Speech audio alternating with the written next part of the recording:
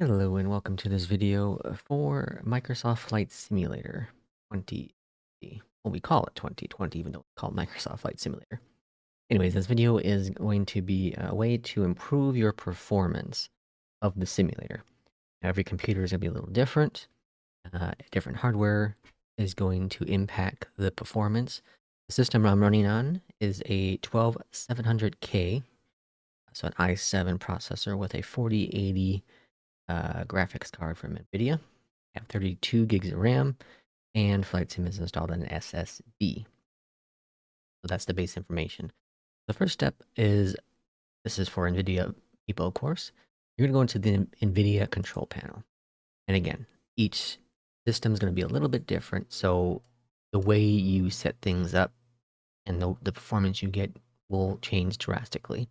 Okay, so keep that in mind. The first thing you want to do is, if you have a G-Sync monitor, make sure that's on.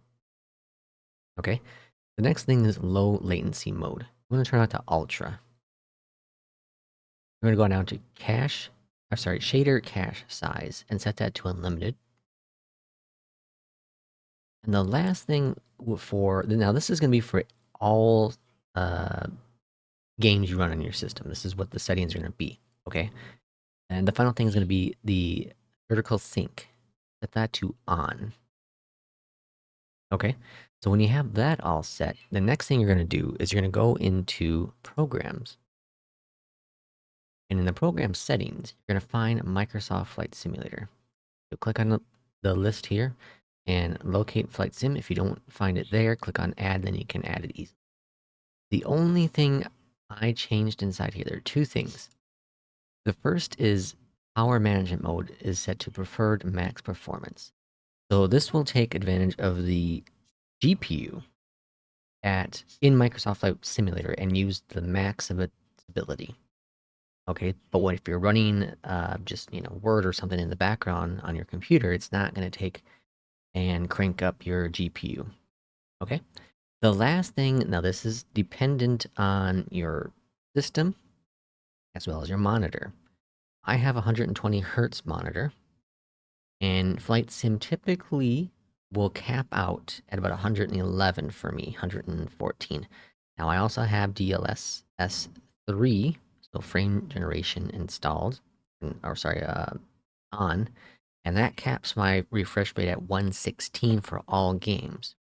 Flight Sim rarely hits that number, so I have it capped at 90 because 90 is pretty much the max it's going to hit on the ground, right? So I have it set for 90.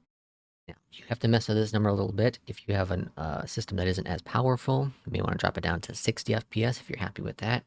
For me, I've been gaming a lot with higher frame rates, so anything 60 or lower, I can really tell the difference. Even 70 or lower, 90 is a good comfort zone for me. So that's the settings for the NVIDIA control panel. Alright, and now the final thing outside of the simulator, which I'm currently in, you can see in the background there, is we're going to set the Microsoft Flight Simulator executable file to high priority. So if we go to the task manager, we'll go to details, find flightsimulator.exe, right click on that, set priority to high. That is it. Now I'll include a link to a regedit that I've used that automatically sets it to high. But use caution, because editing your registry, if you're not comfortable with it, can potentially cause problems. So now we'll jump right into the simulator and look at some settings. So now we're in the simulator, and this is going to be, again, dependent on your hardware. The settings that I use work best for me. So I have a 3440 by 1440 screen. I use DLSS quality, frame generation on, as I said earlier. Now, people say turn off VSync in the simulator. I find that having it on and having my monitor refresh rate at 50 works best. This has no impact because it isn't running at 50. 50 for me would be 60 FPS. It is running at a higher FPS, you can see up here. So I also use DX12. That is for frame generation. Up here. Okay, down to the actual settings now. So terrain level of detail has a huge impact. The more you increase this, the lower your FPS will be, most definitely. 100 is always going to be the sweet spot. It's a default setting within the simulator, and it works great for, especially if you're doing airliners, it works pretty good. If you're doing GA stuff, you might want to jump it up to 150 to 200, but this will have a huge impact on your FPS. Outside of that, here's the rest of my settings. I'm not going to go through each one of them, but I'll just scroll really quick so you can kind of see what I have going on for my FPS that I have.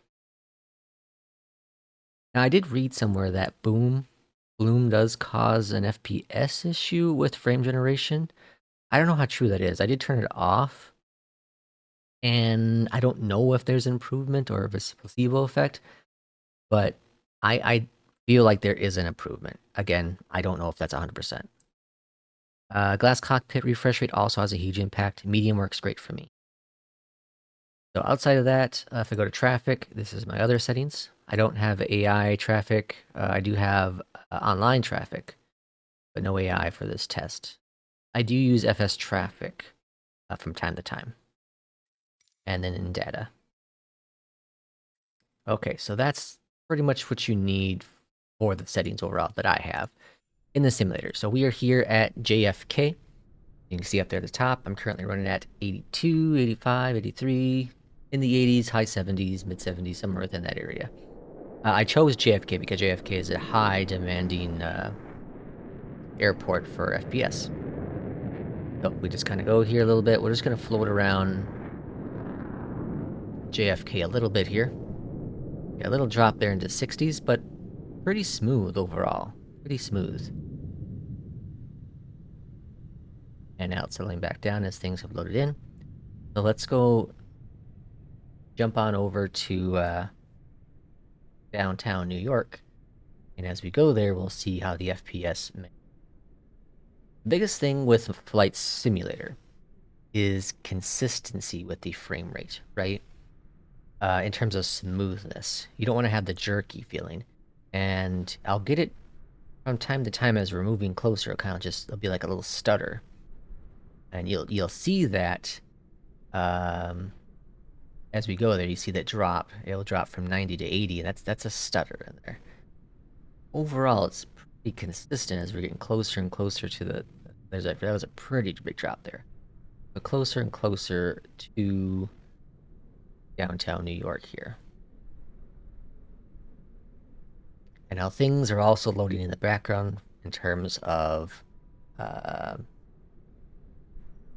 internet information, so you also need to have, obviously, a good online connection.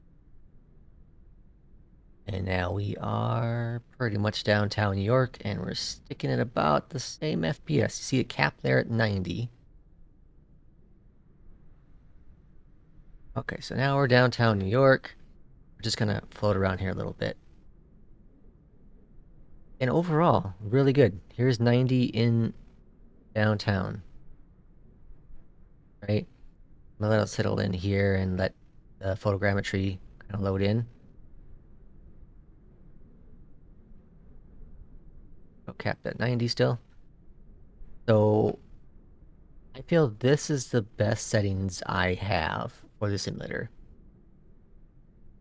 So if you do have something similar, again, I have the 12700K with the 4080, 32 gigs of RAM.